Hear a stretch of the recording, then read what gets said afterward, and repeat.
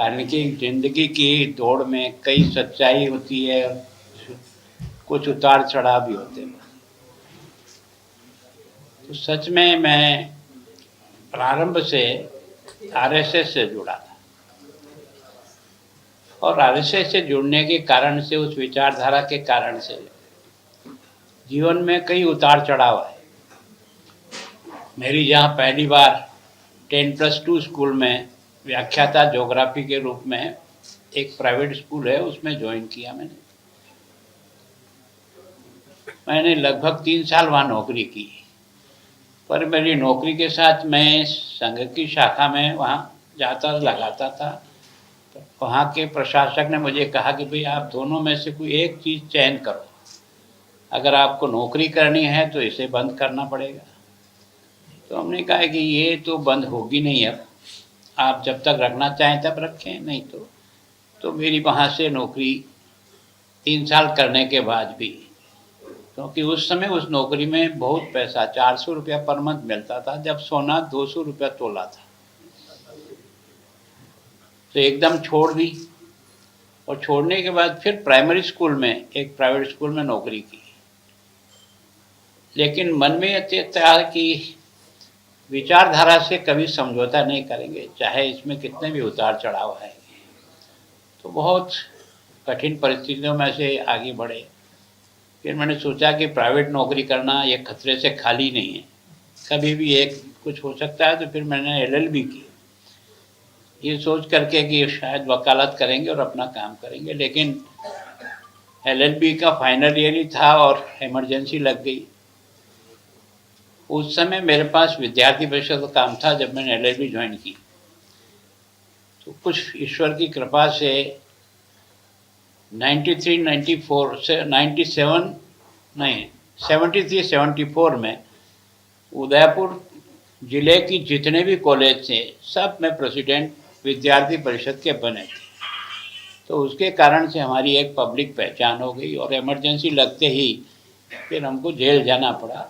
Jail से बाहर निकलने के बाद फिर हमको पार्टी ने, उस समय जनता पार्टी बनी थी, मैं किसी पार्टी का मेंबर नहीं था, कभी भी न जनसंघ का सदस्य बना न कहीं नहीं बना, केवल और केवल विद्यार्थी परिषद का काम करता था। और इमरजेंसी में जेल से बाहर निकल कर आया तो मुझे पहली बार उदयपुर का मौका मिला, और तब से लेकर 77 से लेकर लगातार मैं विधायक के रूप में 8 बार रहा हूँ।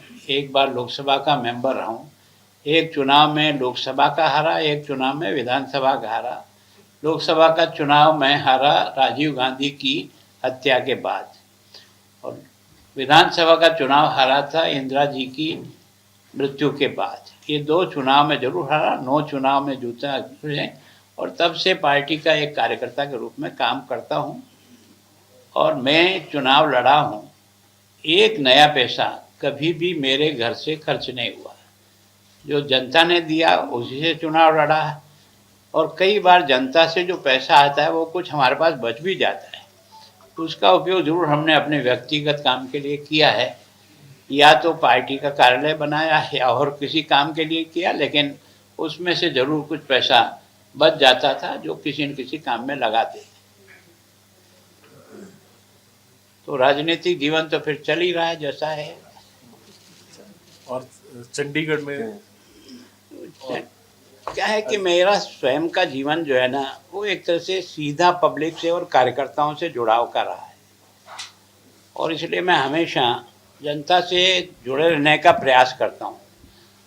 तो यहाँ आने के बाद भी मैंने वही प्रयास किया, और यहाँ जब मैं आया तो पहली बार मुझे महसूस हुआ कि यहाँ नशा एक बहुत बड़ी समस्या बन रही है। जब मैं बॉर्डर पर 6 जिलों में गया था, तो उस समय एक ज़िले में चुनाव चल रहा था, 5 ज़िले मैंने किए थे।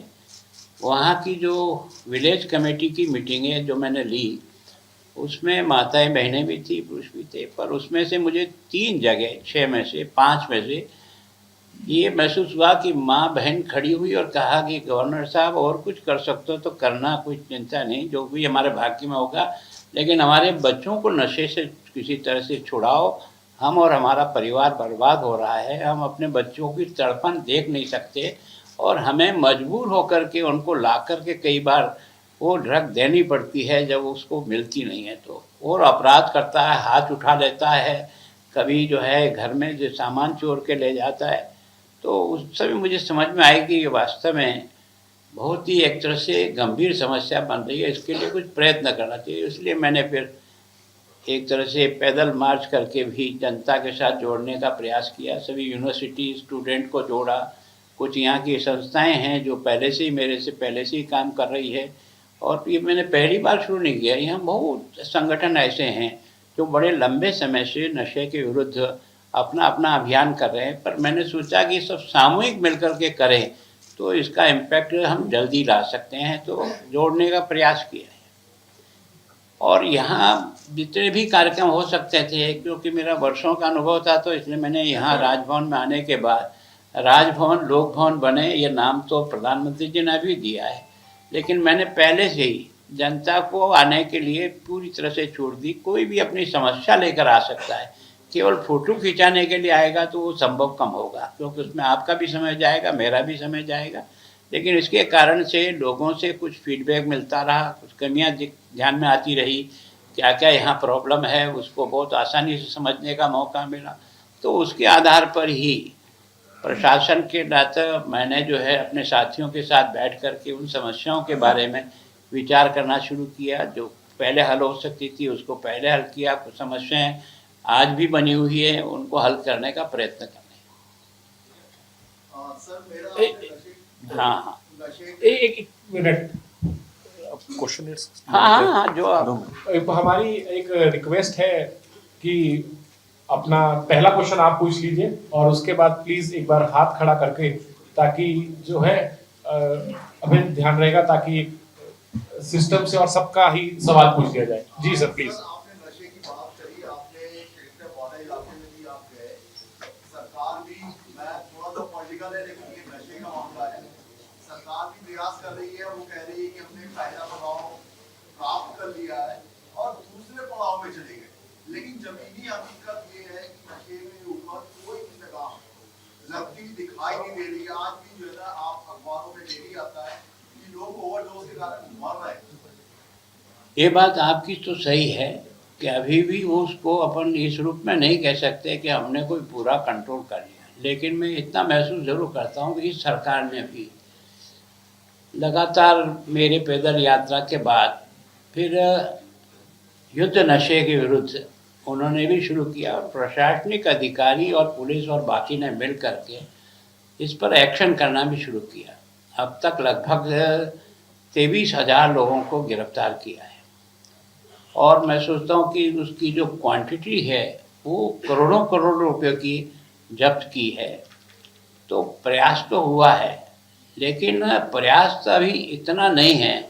कारण क्या है कि केवल कानून से नशा खत्म हो जाएगा, ये धारणा हम सब लोगों की पहले से ही है कि ये कभी संभव होता नहीं है। जब तक जन जागरण नहीं होगा और आने वाली पीढ़ी को बचाने का प्रयत्न नहीं करेंगे, तब तक इसमें सफलता जो नहीं मिलेगी। अपराधी पकड़ा जाएगा हो सकता है, लेकिन उसके कारण से कोई नशा करने वाला नशा छोड़ देगा, ये इतना आसान नहीं है। तो इसको तो व्यक्ति को ही तैयार करने के लिए वातावरण बनाना पड़ेगा। और विशेष रूप से मेरा यह है कि हो सकता है कि बड़े बुजुर्गों को नहीं छोड़ा सके, लेकिन हमारे विद्यालय और विश्वविद्यालय अगर इस पर प्रयास करें तो इसकी सफलता आज नहीं मिलेगी, 10 साल के बाद हमको जरूर दिखेगी कि जो नई जनरेशन है उसको हम किसी तरह से नशे से बचा लें। साजिद सर मेरा सवाल है, मैं आप प्रकाश न्यूज़पेपर और चैनल से हूँ। मेरा सवाल है सर कि आपने जो है बड़ी अच्छी व्यवस्था करी है, यहाँ पे एक पारदर्शी व्यवस्था जो हॉर्स ट्रेडिंग के ऊपर चंडीगढ़ नगर निगम के अंदर लगाम लगाएगी, नंबर 1। उसमें दूसरी बात है कि इस व्यवस्था को राज्यसभा और लोकसभा की तर्ज पे किया जा सकता है कि बटन दबा के, अगर वो सिस्टम बड़ी अच्छी विधानसभा नगर निगम का हॉल बना हुआ है उसके अंदर ये व्यवस्था की जा सकती है। एक दूसरा, नॉमिनेटेड काउंसलर्स को लेकर सवाल है सर। नॉमिनेटेड काउंसलर्स पहले म्युनिसिपल एक्ट में वोट डालते थे, वो केस हालांकि सुप्रीम कोर्ट में है, लेकिन मैं जानना चाहता हूँ कि प्रशासन की तरफ से आपका किस तरह का स्टैंड वहां पे नॉमिनेटेड काउंसलर्स की वोट को लेके रहेगा। और सर एक और सवाल है कि आउटसोर्सिंग के यहाँ 25,000 से ज्यादा एम्प्लॉइज प्रशासन को चला रहे हैं, और अगर कहो कि एडहॉक व्यवस्था चल रही है लगातार। हरियाणा और पंजाब ने एक व्यवस्था करी है कि पक्के मुलाजिम, मतलब उनकी नौकरी की सुरक्षा जो करी है उन्होंने 60 साल तक, वो एक बहुत सराहनीय कदम है सरकारों का। तो क्या इस तरह की व्यवस्था यूटी में, चंडीगढ़ में करी जा सकती है? 20-20 साल से, 15 साल से एम्प्लॉइज काम कर रहे हैं। देखो, मैं सोचता हूँ कि आपने दो विषय अलग अलग किए। एक तो यह है कि जिनको आपने टेम्परेरी लगा रखा है, ये दुर्भाग्य से समझो सारे देश में एक लंबे समय से एक व्यवस्था चल पड़ी कि नए लोगों को भर्ती कम से कम किया जाए और अधिकांश काम जो है वो एडहॉक पे आधार पर, या जिनको अपन एक तरह से नियुक्ति करते हैं आउटसोर्स से, जिससे कि सरकार के बजट पर कम से कम प्रभाव आए। तो लेकिन ये किस सीमा तक सही है, क्योंकि आखिर उसको भी अपनी ज़िंदगी जीना है। अगर वो अंडर पेमेंट अपनी ज़िंदगी जिएगा तो उसका असर उसके परिवार की डेवलपमेंट पे ज़रूर पड़ेगा। लेकिन ये व्यवस्था केवल और केवल पंजाब और चंडीगढ़ में नहीं है, देश में पता लगभग सभी राज्यों में इस व्यवस्था को है। लेकिन कोशिश करते हैं कि जितने लोगों को खपाया जा सकता है, जब कभी भी हमारी वांट्स निकलती है तो उस समय थोड़ी बहुत प्रायोरिटी जरूर देते हैं। लेकिन बात सही है कि अगर पंजाब और हरियाणा में कोई उन्होंने व्यवस्था की है तो हम उस व्यवस्था को एक बार देखेंगे मंगा करके। किसी ने आज दिन तक ये बताया नहीं था। अगर उसमें से कोई रास्ता ऐसा मिलता है जिसमें हम भी कुछ उनकी मदद कर सकते हैं, ज़रूर करेंगे। सुदेश देखो, नॉमिनेटेड काउंसिलर कभी भी वोटिंग राइट नहीं रखते हैं, न लोकसभा में रखते हैं न राज्यसभा में रखते हैं। उनको तो एक तरह से विशेष उनकी योग्यता का उपयोग एज ए काउंसिलर के रूप में मिलेगा, तो शायद डेवलपमेंट के कुछ सुझाव उसकी योग्यता के कारण से। चुनाव जीतना एक अलग चीज़ है, और मैं सोचता हूँ कि जो अच्छे लोग होते हैं वो सामान्यतः चुनाव की प्रक्रिया से हमेशा दूर रहने का प्रयास करते हैं। तो कोशिश यही की है कि अच्छे लोगों का भी किसी तरह से हमको उनकी राय का लाभ मिले, जिसके कारण से डेवलपमेंट में कोई नए ठीक सुझाव आ सकता है। लेकिन वोटिंग राइट कहीं भी नहीं है। जो नॉमिनेटेड होता है वो चुनाव में मतलब वो वोट नहीं कर सकता है। नहीं तो जो चुने हुए लोग हैं उनके वोट के कारण क्या है कि पहले तो नॉमिनेटेड काउंसिलर जो है ना वो थोड़ी सी संख्या में होते थे। अब धीरे धीरे सरकारों ने अपनी पार्टी की इंटरफेरेंस कैसे बढ़े इस लोकल बॉडीज में, तो कई बार जिसकी पार्षद की संख्या ही 15 या 16 है, वहाँ अगर आप 6 नॉमिनेटेड काउंसिलर डाल दोगे तो वो एक तरह से पार्टी के स्पोक्समैन हो गए। तो वहाँ काम करने में उनको दिक्कत आएगी और वो एक तरह से रोज़ कुछ तो कुछ हंगामा भी होता रहेगा। तो जिस उपयोग के लिए किया नॉमिनेटेड, कि अच्छे लोग जिनकी क्षमता का, जिनके विषय की जानकारी का एक तरह से हाउस को लाभ मिले, उसकी जगह वो एक तरह से पार्टी का स्पोक्समैन को, जैसे मुझे नॉमिनेट करना है तो मेरी पार्टी करेगी, तो मेरे ही लोगों को करेगी। वो अच्छे लोगों को करे, कोई ज़रूर नहीं। आजकल पॉलिटिक्स में जिस तरह से दबाव रहता है, तो मैं सोचता हूँ जो अच्छी क्वालिटी जिसको नॉमिनेट करने का सोच लेकर के इस व्यवस्था को की, वो नॉमिनेटेड केवल पार्टी नॉमिनेटेड होने का जो क्रम चल गया, उसके कारण से मैं सोचता हूँ कि ये वोटिंग राइट होना उचित नहीं है। और अगर नॉमिनेटेड काउंसिल हो तो मैं सोचता हूँ टोटल संख्या का अधिक से अधिक 10% से ज़्यादा नहीं, तब तो जाकर के उसका कोई सही अर्थ निकलेगा। जब आप यहाँ जो है जैसे 35 की संख्या है, अब आपने इसमें से नॉमिनेटेड 7 डाल दिए, तो मैं सोचता हूँ इलेक्टेड लोग जो है ना वो उस संख्या के अनुपात में उचित नहीं है। अगर सर्टन परसेंटेज डाले तब तो ठीक है, नहीं तो हमारे यहाँ राजस्थान में जिसकी पूरी नगर पालिका के पार्षद की संख्या 15 है, वहाँ सरकार ने नॉमिनेटेड जो बनाते वो 6 बना दिए। अब मान लो जिस पार्टी का बहुमत 15 में से 7 और 8 का है, उसमें 7 हारे हुए के और 6 डाल दिए, तो वो 13 हो गए और ये रह गए 8, तो रोज हंगामा ही होगा। तो इस कारण से नहीं सर, एक बार आपका सुझाव है, बैठेंगे हम विचार करेंगे जो सुधार कर। हम तो ये चाहते हैं कि लोकतंत्र में चुनाव फेयर, ईमानदारी से और निष्पक्षता से होना चाहिए ताकि लोकतंत्र की गरिमा बढ़े। और मेरी सबसे में एक रिक्वेस्ट है कि एक एक सवाल ही पूछे ताकि ज्यादा हमारे मेंबर्स अपना सवाल करें। तलवार से बैठ के कर पूछिए। आप आराम। मेरा नाम सुरेश तलवार है। मैं 40 तारीख की रैंक से रहा हूँ। इस वक्त रेजिडेंट वेलफेयर एसोसिएशन का प्रेसिडेंट हूँ, सेक्टर 44। हमारे रेजिडेंट वेलफेयर को कम्युनिटी सेंटर बुक करने के लिए एक नॉमिनल फीस होती है 121 रुपए। वो हमने जमा कराई 11 तारीख को बाहर पहुँचाई। आज कह रहे 7,717 रुपए का ड्राफ्ट दो, जबकि बहुत हो चुका है कि रेजिडेंट वेलफेयर एसोसिएशन और सीनियर सिटीजन से ये पैसा नहीं लिया जाएगा। आज हमें 7,717 रुपए ड्राफ्ट मांग रहे हैं, जो फिर बाद में वापस हो सकता है, लेकिन इसको अवॉइड किया जा सकता है। करना ही हो तो हमसे एक क्रॉस चेक मांग ले, क्रॉस चेक दे देंगे तो बैंक में जाने की सुविधा नहीं रहेगी। एक तो है उसको दिया जाए। आप मुझे ये लिख के दे दें। अच्छा। हम जब बैठेंगे तो इस विषय पर विचार करेंगे, क्योंकि अभी इसके बारे में मेरे को एकदम अधिकृत कुछ कहना स्कूल के सामने साइकिल ट्रैक है। बच्चे स्कूल से छुट्टी होती है, साइकिल ट्रैक इस्तेमाल करते हैं, साइकिल पे जाते हैं, पैदल भी जाते हैं, लेकिन उसी सड़क पे मोटरसाइकिल, स्कूटर और कारें चलती हैं साइकिल ट्रैक के ऊपर। 17 दिसंबर को मैंने वीडियो डाला था और व्हाट्सएप, पुलिस का जो व्हाट्सएप है उसमें डाला, और जो डीएस अपने एसएचओ थे 44 का, उनको भी बताया, कुछ कोई असर नहीं हुआ। और फिर अब कल मैंने दोबारा डाला है और मुझे कहा गया है कि आप जो वीडियो डाला है उसके नंबर कोई नजर नहीं आ रही। देखो, ऐसी समस्या के लिए अब यहाँ उसके बारे में आप मुझे 24 घंटे खुलाओ, जब चाहें आप आकर के जो भी पब्लिक की या आपकी व्यक्तिगत कोई समस्या है तो आप मुझे दीजिए। जो मुझसे संभव हो सकता है वो ज़रूर आपकी मदद करेंगे, इसमें कोई। और इसीलिए मैंने हर बुधवार, कब आ सकते हैं हम कल? हर बुधवार के दिन मैंने यूटी में 11 बजे से लेकर 1 बजे तक मैं पब्लिक हियरिंग के लिए बैठता हूँ। पहले आपको अपना विषय डालना पड़ेगा। उस बुधवार का जब से 14 आएगा तो आप 10, 11, 12 में अपनी समस्या और आप अपना नाम डाल दीजिए।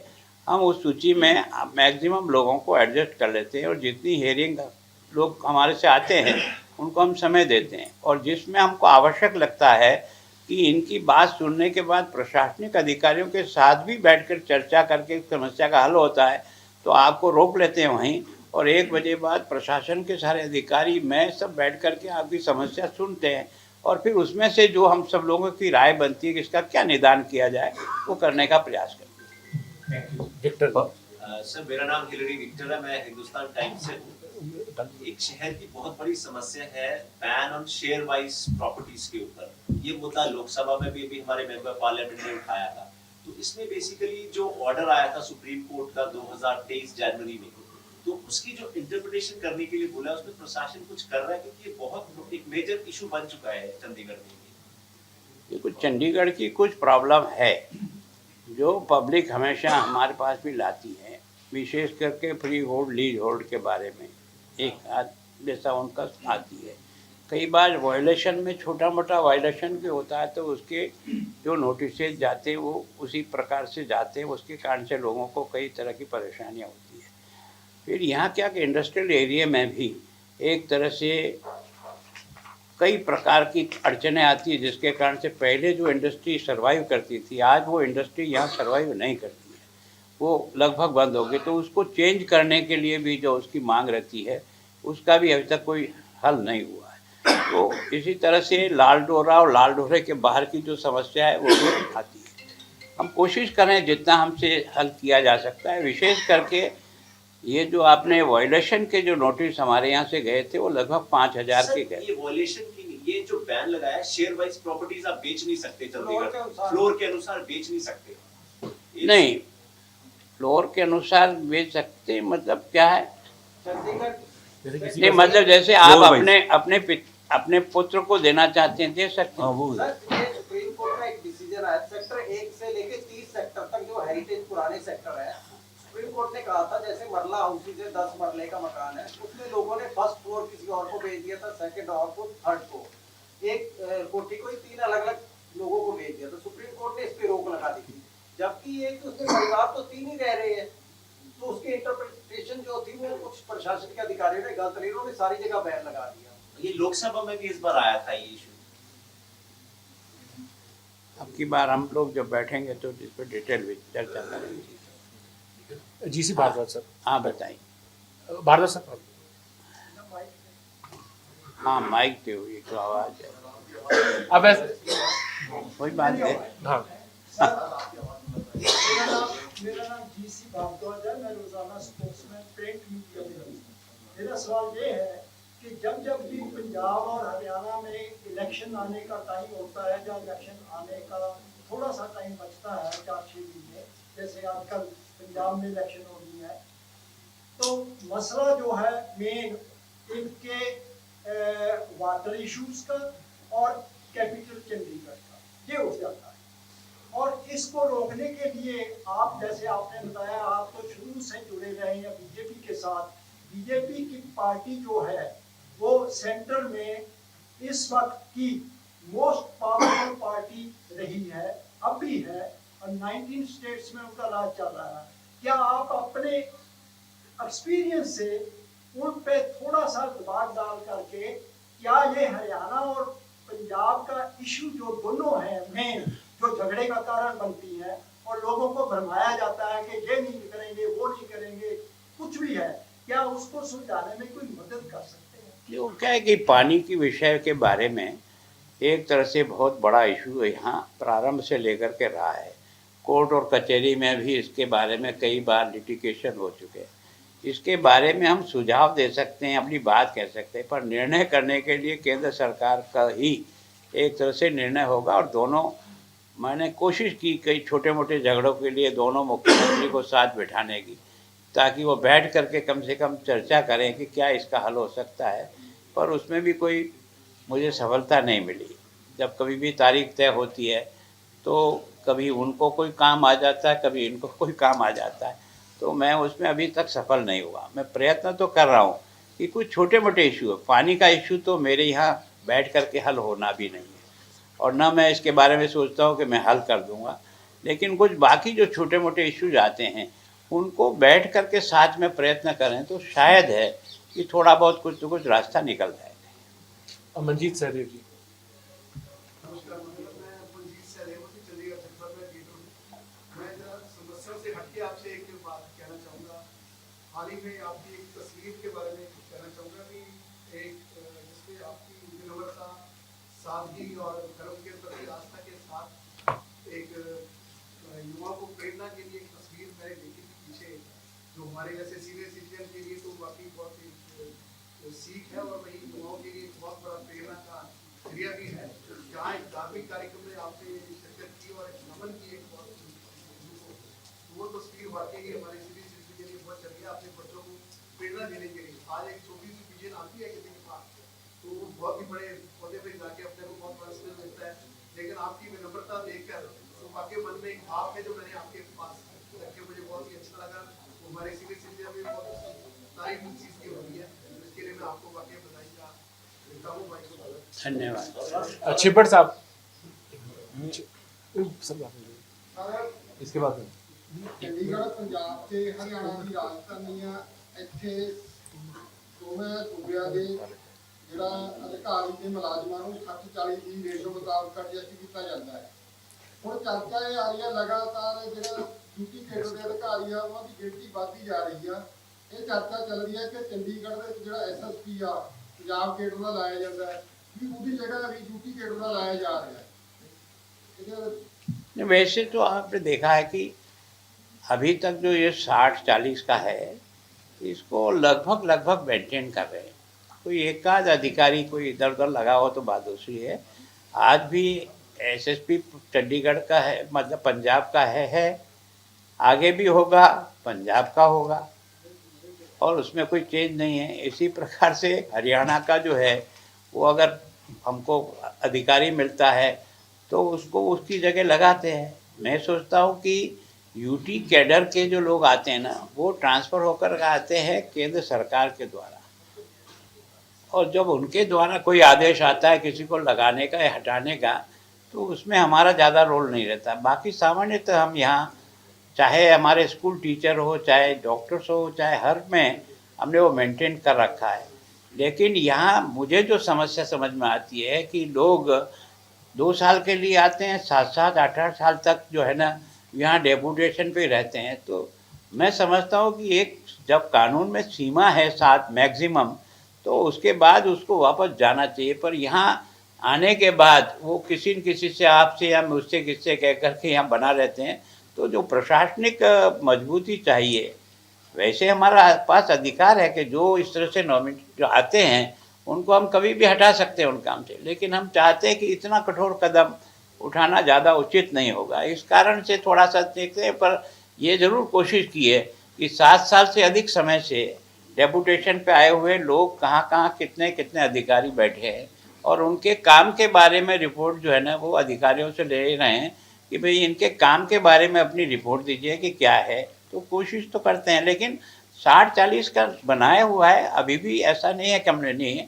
अगर यहाँ से मान लो एसएसपी हटेगी भी सही, तो पंजाब कैडर का ही कोई एसएसपी आएगा। लेकिन सामान्यतः मैं सोचता हूँ कि हमने तो बराबर मेंटेन कर रखा। हमने हमारी तरफ से कोई डिस्टर्ब करने का प्रयास नहीं किया। अगर थोड़ा बहुत होता है तो यूटी के अधिकारियों का जो ट्रांसफ़र पोस्टिंग होती है वो केंद्र सरकार के द्वारा होती है। सर एक मिनट सर, नहीं रावत जी, नहीं सर एक मिनट, सबको हम दे सके समय। रावत जी फिर आ जाएंगे आपके पास। सर इंदौर में अभी एक हादसा हुआ है, उसमें सीवर का पानी जो था ड्रिंकिंग वाटर में मिलने के बाद 17 लोगों की मौत हुई। चंडीगढ़ का भी जो सीवर सिस्टम है और अंडर ड्रेनेज सिस्टम है वो भी 70 साल पुराना है, कभी भी कोलैप्स हो सकता है। यहाँ भी कई ऐसी घटनाएं होगी, कहीं डायरिया हैजा फैलने की। तो ऐसा कोई अभी प्रावधान है या कोई काम किया जा रहा है? इसको कुछ फेज वाइज, एक साथ तो पूरे शहर में नहीं हो सकता, फेज वाइज इसको कुछ चेंज करने की जरूरत, ताकि इस प्रकार के हादसे ना हो। निश्चित। दूसरा मेरा एक सवाल है कि चंडीगढ़ में ट्रैफिक की समस्या, मेट्रो का मामला है। मेट्रो पिछले 16 साल से कामों में दौड़ रही है, उसका बजट भी देखो कहां से कहां पहुंच गया है। और प्रशासन अगर इस पे कुछ सार्थकता से काम करे, देश के अन्य शहरों में, जयपुर में है, इंदौर में है, भोपाल में, सभी जगह मेट्रो शुरू होगी, तो चंडीगढ़ में क्यों नहीं होगी? देखो, आपने जो पहला प्रश्न जो है ना वो सामान्यतः कई शहरों में ये प्रॉब्लम आ रही है। कारण क्या है कि सीवरेज के साथ ही एक तरह से हमारी पाइपलाइन अंडर पड़ी हुई है। तो जो भी पाइपलाइन थोड़ी सी डैमेज हो जाती है वो कभी भी लीक होती है और पानी में दूषित होता है, इसमें कोई दो राय नहीं। इंदौर देश का सबसे साफ सुथरा शहर है कई सालों से, लेकिन ये हादसा हुआ है निश्चित रूप से। हमारे यहाँ भी हमने इसके लिए कोशिश की है।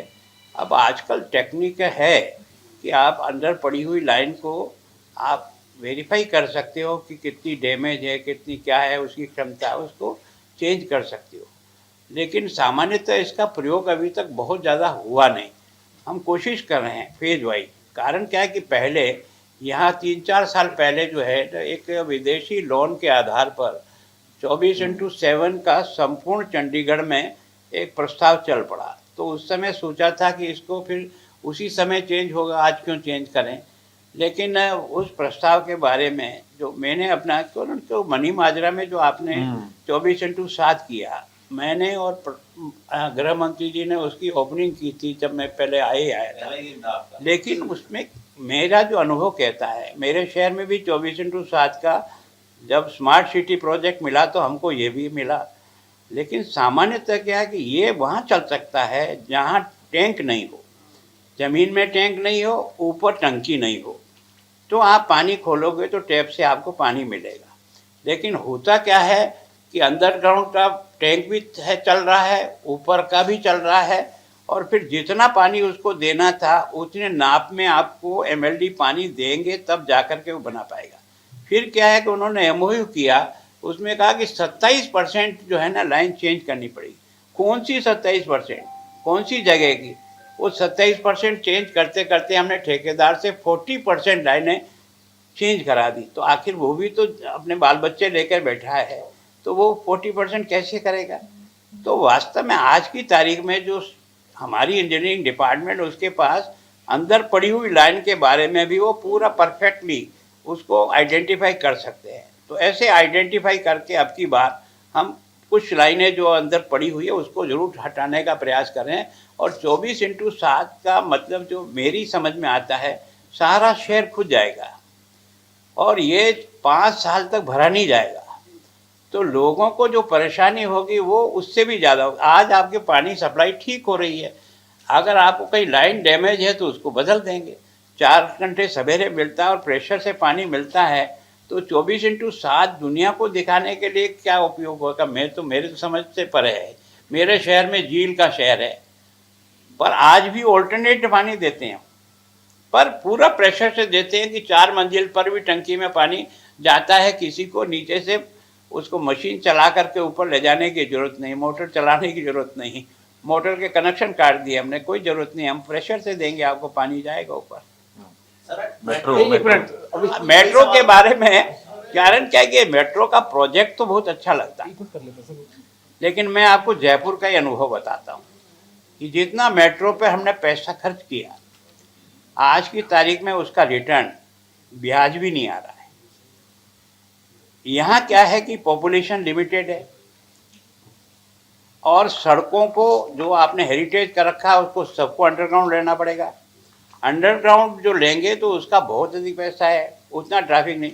इसको अगर आसपास के शहरों से जोड़ करके, इसको मेट्रो से जोड़ करके यहाँ एक पॉइंट पर ला करके छोड़ा जाए और वहाँ से फिर जो भी साधन यहाँ उपलब्ध है उनका उपयोग किया जाए, तो कम खर्चे में अच्छा काम हो सकता है। आप इस सारा शहर को भी आप अंडरग्राउंड खोद दोगे, उसकी कॉस्ट जो आएगी आपको वो बहुत बड़ी कॉस्ट आएगी। उसके एवज में कितना ट्रैफिक उनको मिलेगा।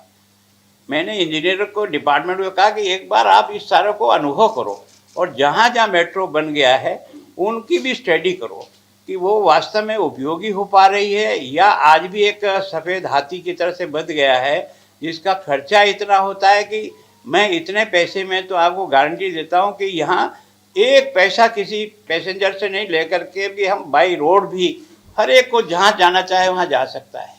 और मिनिमम कॉस्ट पर कैसे आपकी ये जो बस सर्विस है वो करे, चाहे हमको उसको घाटा खा करके भी चलाना पड़े, तो आगे लोगों को ट्रैफिक में जाने आने की समस्या नहीं हो।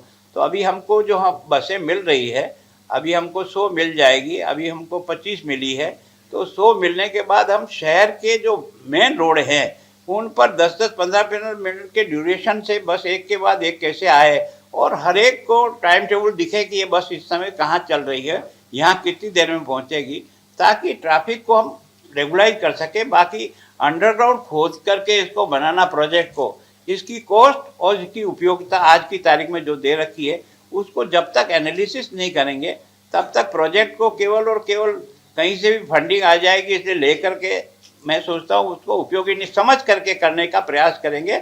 हमें कोई मेट्रो से नाराज़गी नहीं है, मेट्रो होना चाहिए, लेकिन मेट्रो और यहाँ की जनसंख्या के आधार पर, दबाव के आधार पर क्या रूप बनता है। तो इसलिए मेरी खट्टर साहब से भी बात हुई, मैंने कहा यहाँ के आसपास के कुछ बड़े शहरों को अगर मेट्रो से जोड़ सकें और यहाँ अगर पैसेंजर ला सकें तो उपयोगी हो जाएगी और वो हमारे लिए एक तरह से उपयोगी होगी। जसप्रीत निज्जर जी, 5:15 खत्म करना है अभी। बैठ के पूछ लीजिए। हाँ हाँ बताइए। सर जसप्रीत पहले बोला सुप्रीम कोर्ट में एक केस चल रहा है स्ट्रे डॉग्स को लेकर। सर जो लास्ट हियरिंग थी सुप्रीम कोर्ट की 7 नवंबर का जो ऑर्डर था, उसमें सुप्रीम कोर्ट ने कहा था कि स्ट्रे डॉग्स को इंस्टीट्यूशन से उठा के शेल्टर्स में शिफ्ट कर देना चाहिए।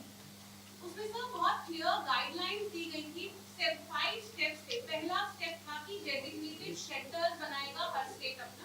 सेकंड स्टेप था नोडल ऑफिसर्स अपॉइंट होंगे। थर्ड था सर्वे।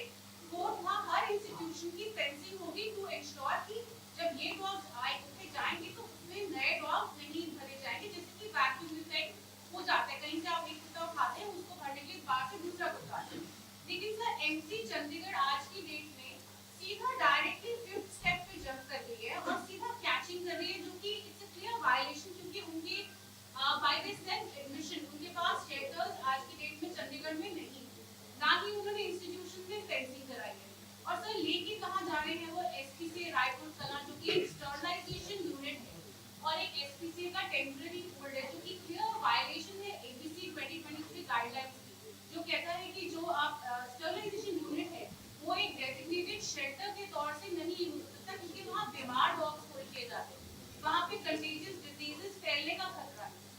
देखो सामान्यतः क्या है कि सुप्रीम कोर्ट की जो भी गाइडलाइन मिलेगी उसकी पालना सारे देश को करनी पड़ेगी। पहले भी जो उन्होंने फैसला किया था उस समय यही था कि भाई आप जहाँ से भी पकड़ोगे वापस वहीं छोड़ना पड़ेगा, उनका स्टेरिलाइजेशन, तो वो कर रहे थे। लेकिन पब्लिक की जो शिकायतें आती है स्ट्रीट डॉग के कारण से, जिस प्रकार की घटनाएं जो है ना बहुत बड़ी है, तो उसके कारण से सुप्रीम कोर्ट ने कहा था कि केवल स्कूल से और आपने हॉस्पिटल से, वहाँ अगर कहीं आपको डॉग है तो इनको ले जाइए और कहीं भी शेल्टर हाउस इनका बना करके उसमें रख करके इनका। लेकिन अब कल की जो आई है गाइडलाइन जिस प्रकार की भी, अभी फैसला तो एकदम डिटेल में पढ़ा नहीं है, लेकिन अब उनका भी लगभग ये मान्यता है, लगभग उनकी भावना से लगता है कि ये समस्या बहुत ही विकट है। इस समस्या के बारे में इसके निदान के लिए मतलब केवल और केवल उनको छोड़े रखना या उन पर रजिस्टर करना ये नहीं होगा। कोई न कोई दूसरा आपको तरीका निकाल करके इसको कहीं शेल्टर हाउस बनाकर कहीं भी आपका कहना बिल्कुल ठीक है। एक शेल्टर हाउस में उनके लिए एक तरह से ज़िंदगी गुजारने का है, उनके जो एक स्वतंत्रता थी वो तो नहीं है। लेकिन बहन ये तो आप भी स्वीकार करोगे कि स्ट्रीट डॉग के कारण से जिन बच्चों को काटा जाता है, जिनको देखा जाता है, आप और हम भी जो देखते हैं किसी में आता है तो कितनी दया आती है कि एक 5 साल के बच्चे को सारा का सारा ही नोच डाला। और केवल हम दया के आधार पर एक को बचाना चाहते हैं, दूसरों को जो है ना एक तरह से नुकसान पहुंचाना, तो कोई रास्ता तो अब हमने नहीं निकाला है। सुप्रीम कोर्ट जो गाइडलाइंस देगी उसकी हम पालना करेंगे। और अभी जितने भी हमने पकड़े हैं उनको सही स्थान पर ले जा कर के हमने उनको रखा हुआ है। हमने किसी प्रकार को ऐसा नहीं है कि उनको कहीं पिंजरे में बंद कर दिया, खुले जगह पर रख कर के। मैम हाँ मैम, ये दोबारा कर देंगे, एक क्वेश्चन है बलविंदर जम्मू सर। मैं आपसे जानना चाहता हूँ कि पंजाब के जो पत्रकारों ਨੂੰ ਸਹੂਲਤਾਂ ਨੇ, ਹਰਿਆਣੇ ਦੇ ਵਿੱਚ ਜੋ ਸਹੂਲਤਾਂ ਨੇ, ਕੀ ਉਹ ਚੰਡੀਗੜ੍ਹ ਦੇ ਪੱਤਰਕਾਰਾਂ ਨੂੰ ਮਿਲਣਗੀਆਂ? ਇੱਕ ਸਵਾਲ ਮੇਰੇ ਦੋਸਤ ਨੇ ਪਹਿਲਾਂ ਕੀਤਾ ਸੀਗਾ ਕਿ ਪੰਜਾਬ ਨੂੰ ਆਪਣੀ ਰਾਜਧਾਨੀ ਚੰਡੀਗੜ੍ਹ ਕਦੇ ਮਿਲੇਗੀ, ਇਹਦੇ ਬਾਰੇ क्या कहते हैं? देखो क्या यहाँ की कुछ समस्याएं जो पहले हमारे अधिकार में थी, हम कर सकते थे। अब पिछले कुछ समय से केंद्र ने एक तरह होम डिपार्टमेंट हमको पूरी एक तरह से रोक लगा दी कि आप कोई भी ज़मीन बिना ऑक्शन के यहाँ नहीं कर दो। पहले तो हम मंदिर को दे सकते थे, गुरुद्वारा को दे सकते थे, इंस्टीट्यूशन को दे सकते थे, रियायत दर पे देते, वो एक तरह से हमको बिल्कुल बंद है। तो उसके कारण से भी हमको दी। लेकिन फिर भी इसके बारे में विचार कर सकते हैं कि सामूहिक अगर आप किसी प्रकार की कोई प्लानिंग बना के दें कि हम इतना चाहते हैं तो हम अपने हाउसिंग बोर्ड से उनके लिए उस प्रकार की कॉलोनी बना सकते हैं और जो भी रेट होगी उसके आधार पर उनको दे सकते हैं। तो चंडीगढ़ पर हाँ, चंडीगढ़ भी। नहीं, चंडीगढ़ पंजाब को अपनी कैपिटल चंडीगढ़ कदे मिलेगी? देखो ये कैपिटल के बारे में तय करना हमारे बस का रोग नहीं है। रमेश जी सर मेरे सवाल भी है और सुझाव भी है सर आपके लिए। चंडीगढ़ में सर यहाँ बस अड्डा है सेक्टर 17 में, इससे निकलने वाली बसें और स्लिप रोड से आने वाला ट्रैफिक और मेन रोड से आने वाला ट्रैफिक आगे राउंड अबाउट के पास जाके सर वहाँ बॉटल नेक हो जाता है, बहुत लंबे लंबे जाम लगते हैं इसके ऊपर। आज तक इस समस्या का कोई समाधान नहीं हुआ। मेरा थोड़ा सा सुझाव है सर आपके लिए, जहाँ से बसें निकलती है सर उसके ऊपर 40 फुट का एक बर्म है और ऊंचा बर्म नहीं है, छोटा बर्म। इस बर्म को अगर हटा दिया जाए तो कम से कम जो स्लिप रोड वाले जो व्हीकल है वो वहां से निकल के जो है वो मध्य मार्ग की तरफ जा सकते हैं। तो इस बॉटल नेक की तरफ सर जो ध्यान सर दिया जाए।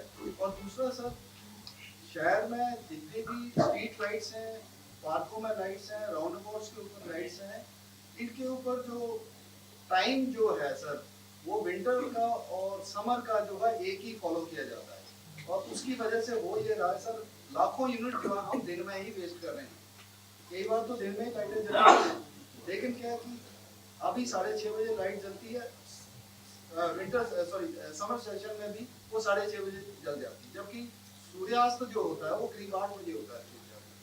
ऐसे में 1.5 घंटे का गैप को क्या हम इसको कैसे निश्चित रूप से ऐसा होना नहीं चाहिए।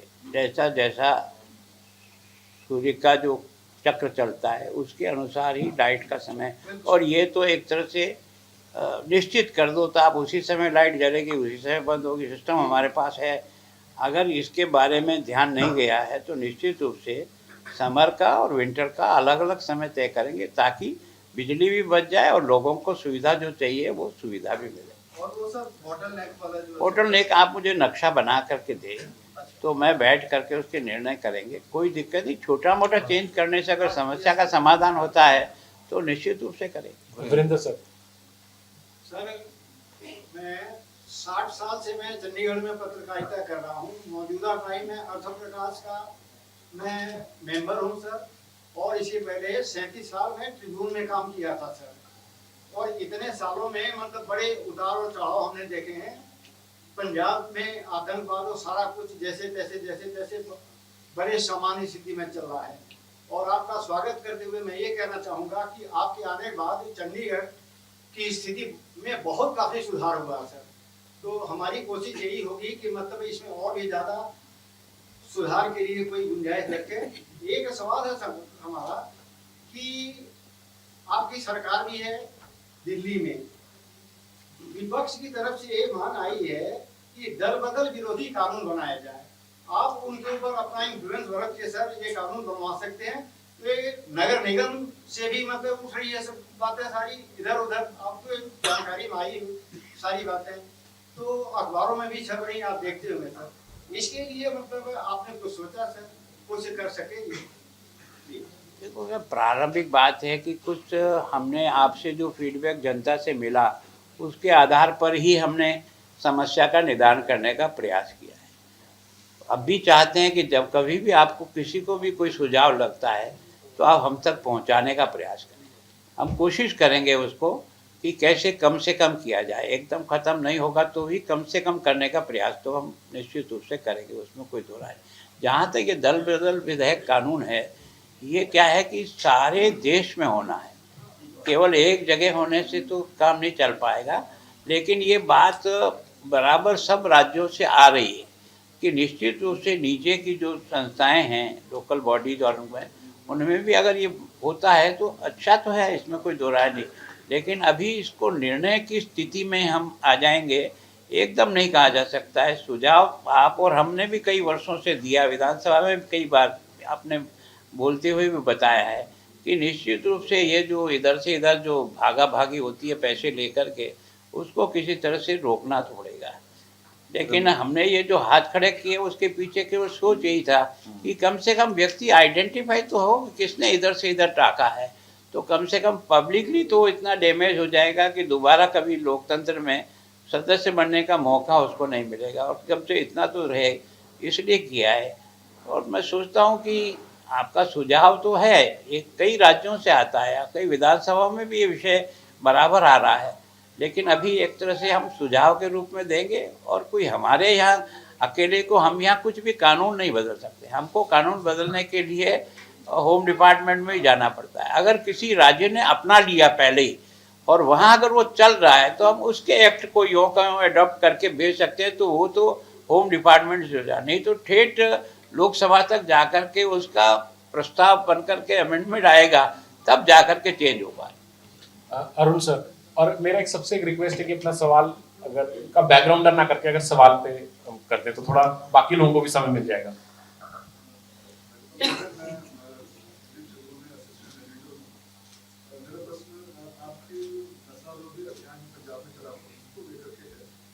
सामाजिक स्तर पर भी कुछ प्रयास कर सकते हैं कि जो बच्चे नशा ले रहे हैं, रोजगार वाला जीवन में तनाव है इस तरह के, और इस वक्त जो पुनर्वास है इस मुद्दे पर भी संबोधित किया जाना चाहिए ताकि नशे के संकट को समाप्त कर सकें। देखो, निश्चित रूप से नशा रोकने में जितनी भी धार्मिक संस्थाएं हैं और जितनी भी सामाजिक संस्थाएं हैं, वो अगर पहल करें तो उनको सफलता ज़्यादा जल्दी मिलती है। सब लोग अपने अपने लेवल पे कर रहे हैं। मेरी कोशिश ये थी कि सब लोग सामूहिक मिलकर के इसको एक जन अभियान कैसे बनाएं, उसके बारे में अगर प्रयास करें तो सफलता मिलेगी। केवल हम अकेले प्रयत्न करेंगे तो कुछ कम कर सकते हैं, ख़त्म नहीं कर सकते। ख़त्म तो जब सारी जनता का ही मन बनेगा इस समस्या से, और मैं जहाँ तक समझता हूँ जो नशा करता है उससे नफरत करने से वो कभी भी आप पॉजिटिव कुछ प्राप्त नहीं कर सकते।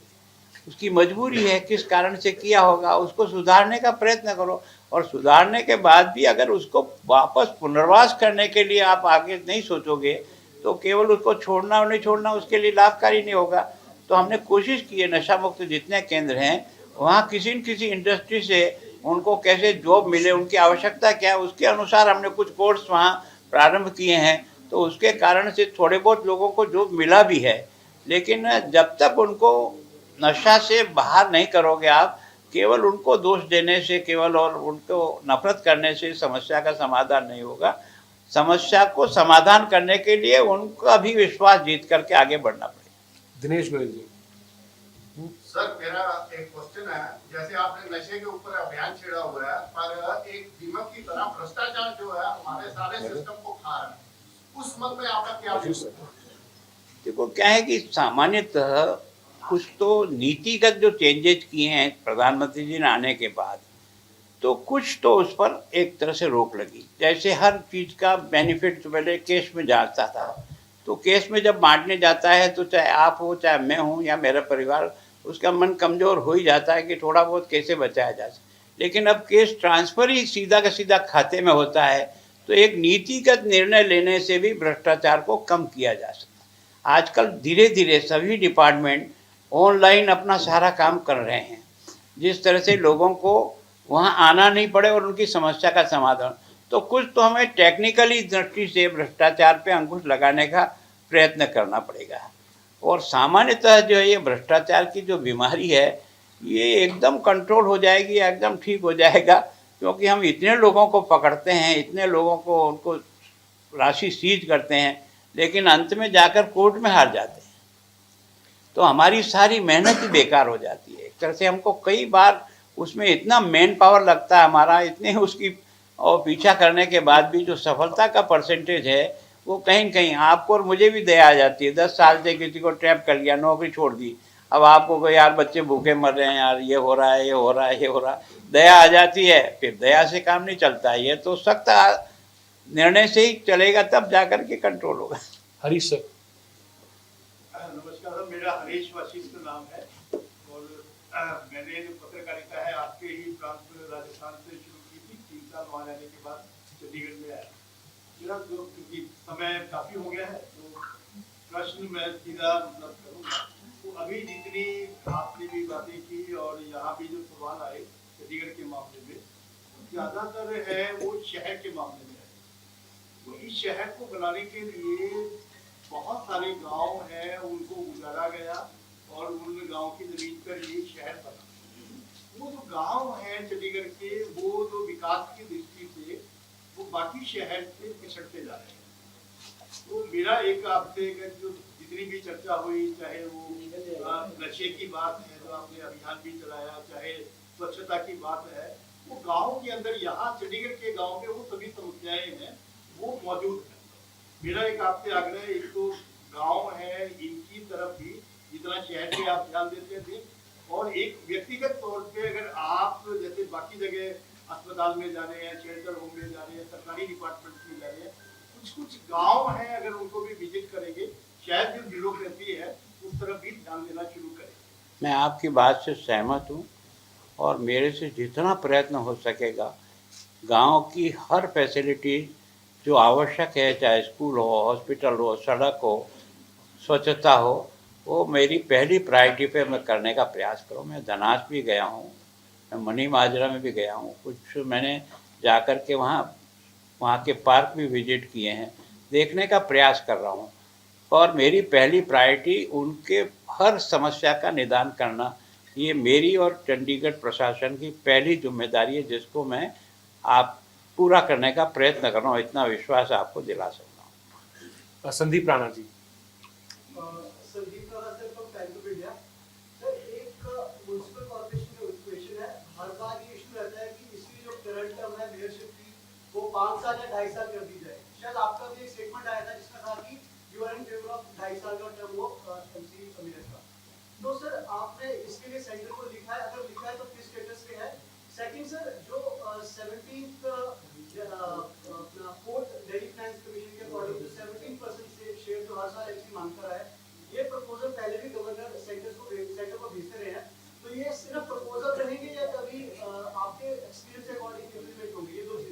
देखो, हम इसके लिए बराबर कानून के तहत रह कर के, कारण क्या है कि हम किसी स्टेट का कोई एक्ट उठा लेते हैं तो हमें उसमें से ज़्यादा लंबा प्रोसेस नहीं करना पड़ता, केवल उसको करके हमारे यहाँ से प्रस्ताव बना के जाता है तो वो होम डिपार्टमेंट तक ही जा कर के निर्णय हो जाता है।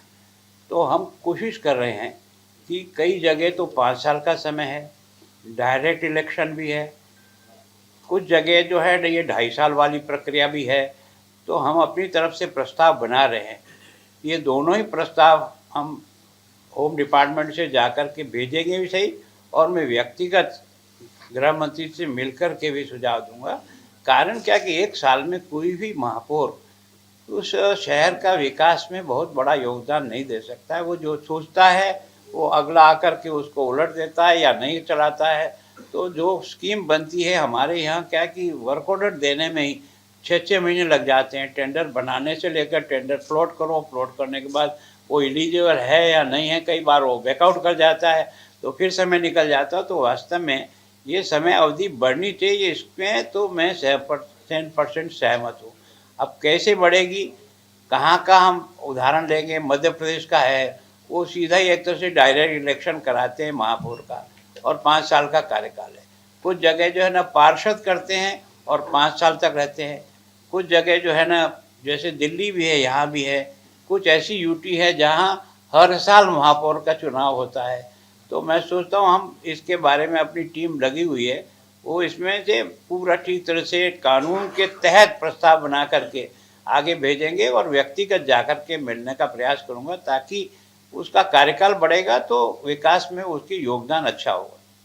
रमेश आंडा जी, इसके बाद विशाल पाठक और फिर सुमित शरानी, ये 3 और एक चौथा है, तो ये आखिरी 4 है सर क्वेश्चन, बस लास्ट वन। सर मेरा एक आपसे निवेदन है कि चंडीगढ़ एक ऐसा शहर है जहाँ कमर्शियल सर्टिफिकेट की सुविधा नहीं है, यानी कि चंडीगढ़ में जो पैदा हुआ है उसको उसकी पैदाइश का प्रमाण पत्र नहीं मिलता, जो कि स्टूडेंट्स को एडमिशन के समय और कहीं जॉब के समय उसकी जरूरत पड़ती है। और चंडीगढ़ एक ऐसा शहर है जहाँ पर कमर्शियल की सुविधा नहीं है, क्या इस पर कोई विचार नहीं है?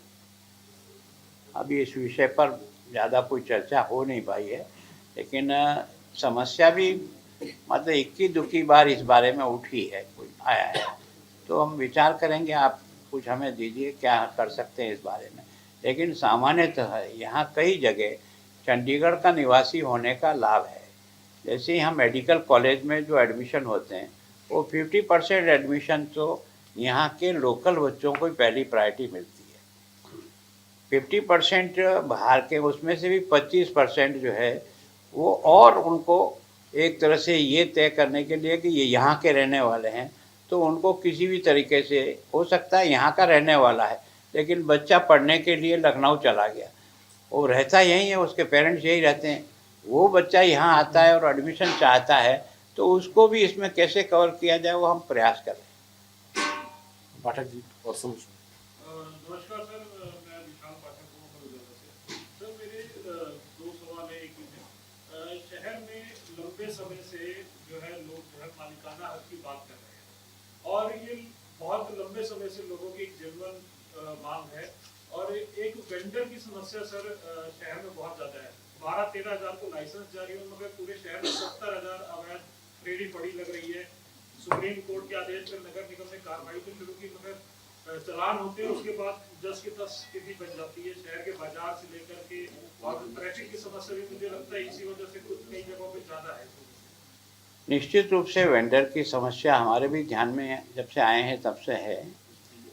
तो हम कोशिश कर रहे हैं कि जिनको अधिकृत लाइसेंस मिले हुए हैं और जो साइड हमने वेंडर के लिए तय करी हुई है, अगर उसके अलावा वो कहीं जाकर बैठे हैं तो उनको उस साइड पर ले जाए। पर कुछ साइड ईमानदारी से ऐसी जगह भी तय कर दी जहाँ उनका व्यवसाय नहीं चलेगा। अगर मान लो उसको आपने ज़बरदस्ती करके वहाँ लगा भी दिया तो अधिकृत लाइसेंस ही तो है, लेकिन वो अपना रोज़गार नहीं कर सकेगा या वहाँ उसका सामान नहीं बिकेगा। तो इन दोनों को समझना पड़ेगा, उसका रोज़गार भी सफ़र नहीं करे और चूँकि अधिकृत लाइसेंस ही है इसलिए उसको बसाना या उसको काम देना हमारी ड्यूटी है। जो अधिकृत नहीं है उनके खिलाफ कार्रवाई कर रहे हैं, लेकिन उसके साथ साथ उनको ऑल्टरनेट जगह कितनी दी जा सकती है वो भी विचार करना पड़ेगा। एकदम रोज़गार से बाहर करना, कोई भी आदमी धूप में खड़ा रहना ऐसी शौक से नहीं खड़ा रहता है, बच्चों का पेट भरने के लिए रहता है। तो मानवीय दृष्टिकोण भी हो और उसको दोनों को एडजस्ट करने के लिए कोशिश कर रहे हैं कि जितने ज़्यादा से ज़्यादा एडजस्ट कहीं भी हो सकते हैं, नई साइटें निकाली जा सकती है, वहाँ उनको एडजस्ट किया जा सकता है, तो प्रयत्न तो कर रहे हैं। लेकिन ये क्या कि जब हम सख्ती से करते हैं ना, तो उस पर कई लोग लपेट में आते हैं। तो हमको भी लगता है, लेकिन हमारी मजबूरी है कि इलीगल लाइसेंस ही नहीं है, कुछ भी नहीं है, तो भी दुकान के आगे ला करके आपने डिब्बा डाल दिया। फिर क्या है कि ये एक व्यवसाय है। अगर आप इस पे ठीक नीचे जाओगे तो आपको लगता है जो बड़े बड़े दादा होते हैं ना, उन्होंने 10-10, 20-20 कियोस्क ले रखे हैं और वो किराए पे चला करके उस सामने वाला व्यक्ति है उसका शोषण कर रहे हैं। हम कोशिश कर रहे हैं कि फ़ोटो के साथ ही उनको आइडेंटिफाई करें और जो वहाँ बैठा है उसी व्यक्ति के नाम से हो, और अगर दूसरे के नाम से लाइसेंस है तो उसको निरस्त करें, ताकि जिसको रोजगार की ज़रूरत है उसको मिले। नहीं तो ये क्या है कि कई ऐसे सब शहरों में होते हैं, ऐसे कुछ लोग जो है ना, एक तरह से मुख्य दादा होकर के 10-10, 20 कियोस्क पर कब्जा कर रखते हैं और फिर उनको किराए पर दे करके मैक्सिमम पैसा उनसे लेते हैं। मेहनत करने के बाद भी उनका परिवार भूखे मरता है। सुमित जी, महाकानी हर में बारे में अभी विचार जरूर चल रहा है, पर अभी निर्णय करने की स्थिति में नहीं है। सुमित जी। सर नमस्कार, मैं सुमित शिवराम हूँ, दैनिक जागरण से। 5:30 हाँ, दैनिक जागरण से सुमित शिवराम।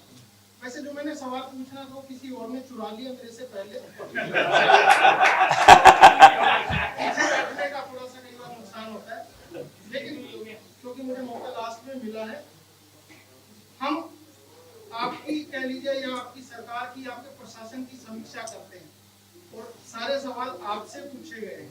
पहला सवाल तो मेरा ये है कि आप चंडीगढ़ में आए हैं और जहाँ तक मैं प्रशासन कवर करता हूँ, आप अखबार बहुत ध्यान से पढ़ते हैं और उस पर एक्शन भी बहुत होता है।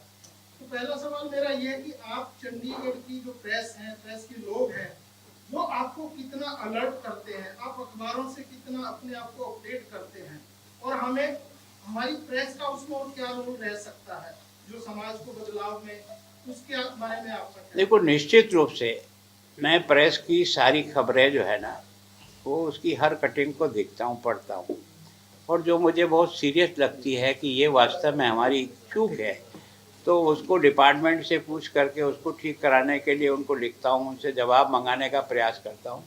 तो प्रेस तो हमारी बहुत मदद करती है। मैं ऐसा मानता हूँ कि प्रेस और पब्लिक दोनों को आप जितना सुनोगे और जितना समझने का प्रयास करोगे, उतनी अपनी कमियों को सुधार पाओगे।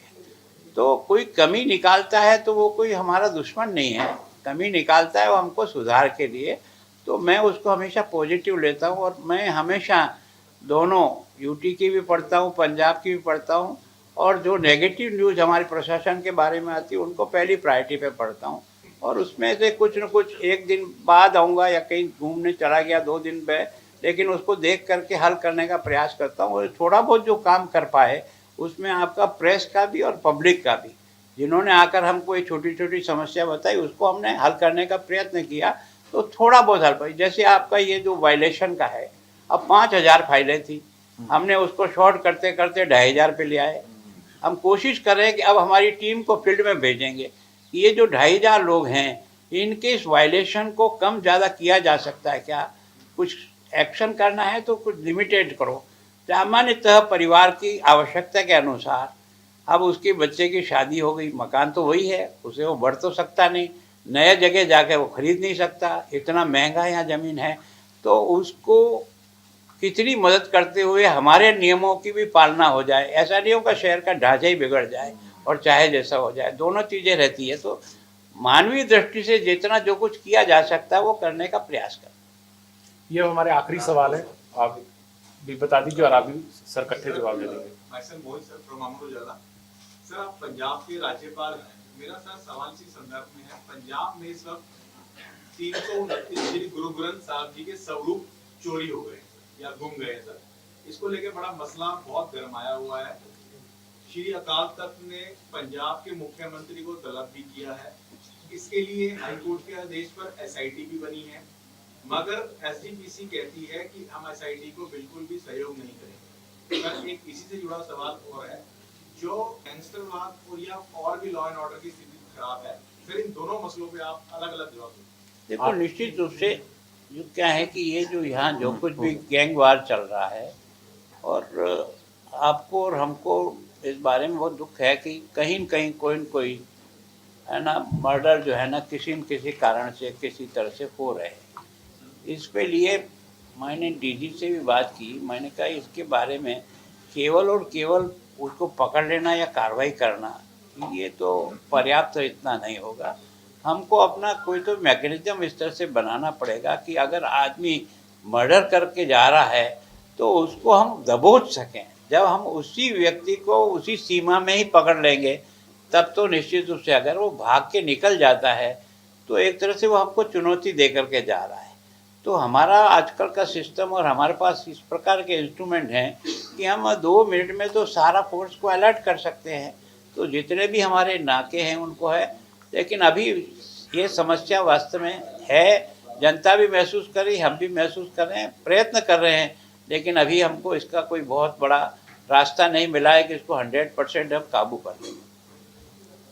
सर जो 329 श्री गुरु ग्रंथ साहिब जी के, देखो ये समस्या बहुत भारी है। वैसे सरकार और पुलिस भी कार्रवाई तो कर रही है, लेकिन अभी लोगों की संतुष्टि के लिए इसमें और अधिक जागरूकता से आगे काम करने की आवश्यकता है। एसआईटी को सहयोग नहीं देना ये ठीक है? देखो मैं पूछूँ क्यों, कुछ काम ऐसे होते हैं जो सीधे हमारे पास नहीं होते हैं। हम उनको एक तरह से पूछ सकते हैं, उनको बता सकते हैं, उनको बुला करके भी बात कर सकते हैं। हमारी तरफ से भी कुछ उन पर अगर दबाव बन सकता है तो वो ज़रूर करेंगे। तो वो हम प्रयत्न कर रहे हैं, लेकिन वास्तव में समस्या जो है ना लोगों को बहुत ही इरिटेट कर रही है। इसमें कुछ हो रहा है कि जर्नलिस्ट की आवाज़ दबाने का प्रयास कोई मैं करूं या कोई भी करो, उनको सफलता नहीं मिलती। अंततः प्रेस ही विजय देता है। इमरजेंसी के समय में आपने खाली पेज छाप दिया तो आखिर उसका परिणाम तो आए है।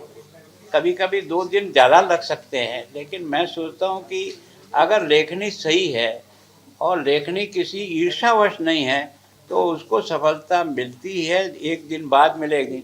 और संघर्ष नहीं तो वो जीवन क्या है उसमें डरने की क्या बात है। तो मैं सोचता हूँ कि प्रेस की अगर कलम में ताकत है तो ये देश तो उसकी कलम से ही चला है अब तक। इतना जो कुछ भी देश में परिवर्तन हुए उस सब का मुकाबला कोई हुआ तो आपके से किसी न किसी व्यक्ति के लिखने के कारण से हुआ है तो कुछ तो मजबूत अपने को भी रहना पड़ेगा। सब जिंदगी में सुख ही सुख नहीं मिलेगा, कष्ट भी मिलेंगे, उनको बर्दाश्त करते हुए चलना पड़ेगा।